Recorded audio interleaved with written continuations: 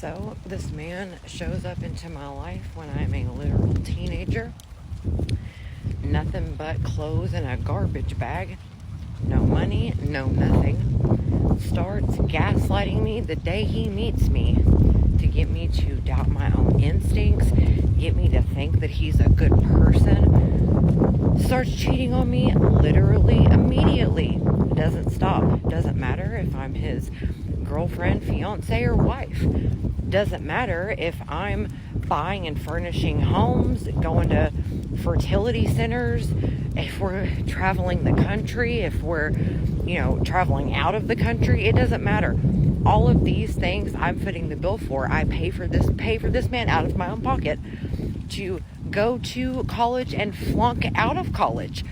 I bankroll all of this for the first however many years. I don't even know.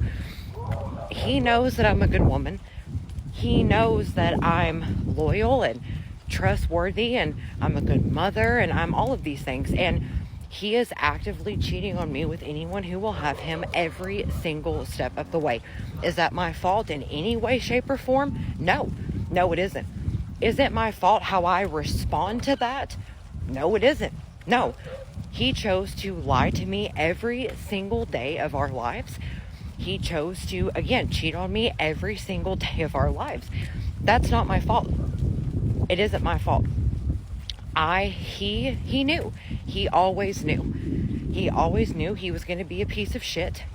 He always knew that it didn't matter. I thought people matured and when they got older, but some people just get older.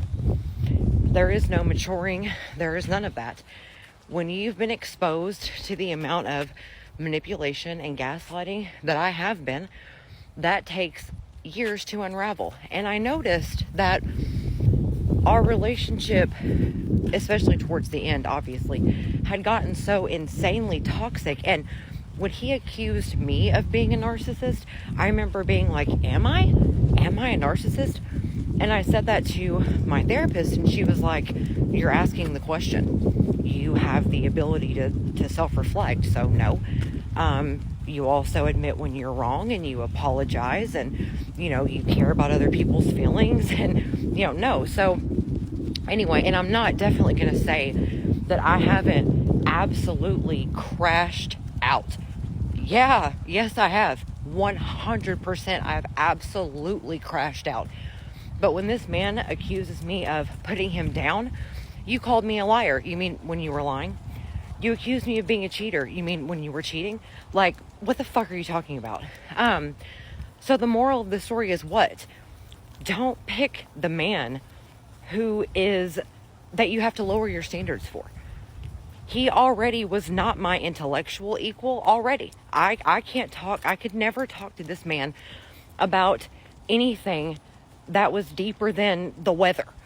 He has nothing to say about literally anything. Towards the end, he was so... I remember saying, there are some things that you know more about and then some things that I know more about. Like, I'm okay with that. It was always such a threat to him for some reason that I had a brain. He needs someone that he can lead around by the nose, and I'm not that, and I never have been that. He knew that, but for some reason continued to build a life with me. Towards the end, I'm not kidding, I would literally make things up. Once I knew we were done, I would make up words, phrases, literally just like pull them out of my ass. I would make things up, and he would pretend like he knew what I was talking about because he hated the idea that I would know something that he didn't, or I actually don't know what he was thinking, but I would literally make things up and he would pretend to know the words or phrases that I was saying. Oh, did you hear about this? Even if I pretended it was like a current event, he would pretend like he knew what I was talking about. He hates intelligence in women. Like I had said in a previous video, he literally hated everything about me. I love to read. I love to learn. I love to grow. I love to talk about things. He hates all of those things. He specifically hated them in me. But for some reason, instead of just going and getting with someone that he could lead around by the nose, he got off on silently betraying me. Like, oh, you think you're so smart. Well, you don't know that I'm actually sleeping with my coworker. You know what I mean?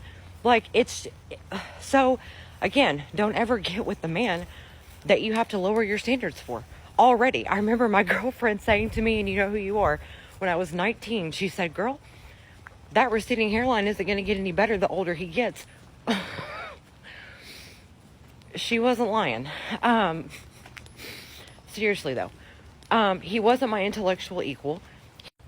He didn't care about the things that I cared about. He didn't really care about anything, like literally not at all.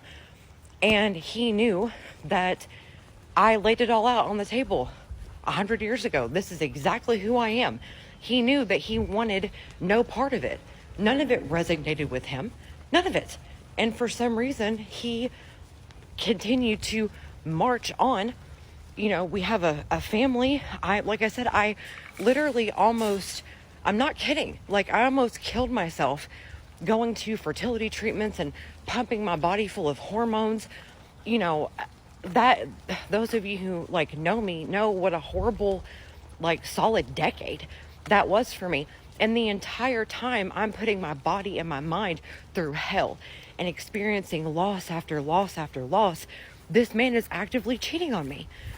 And he wants to blame my reaction to that as the reason for our marriage ending, and then proceeds to treat me like garbage. I propped you up.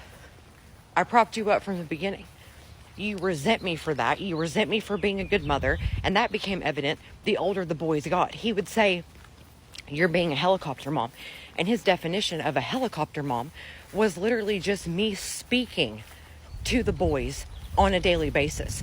I'm not kidding. I'm not exaggerating. He literally thought me just saying, hey, how was your day? Let's talk about school at the age of 16. That was me being a helicopter mom. He resented me for being a good mother because he has mommy issues, major ones, because he hates women, and he hated seeing me give to the boys the relationship that he didn't have or wished that he would have had or whatever. But instead of ever addressing his own issues, and I tried to help him, I desperately tried to help him because I was a good spouse. I tried over and over and over to get him to confront his own demons, but it was so much easier to just be awful to me, pretend to be wonderful to strangers who didn't know him, and just go on like that. That's easier than confronting and being able to use your poor childhood as an excuse to be a horrible, shitty human being as an adult, which would be fine if it was only affecting you. But you've now brought your wife and kids into it. And now my sons are suffering. And I don't give a shit about what happened to you. You've now perpetuated that bullshit onto my sons.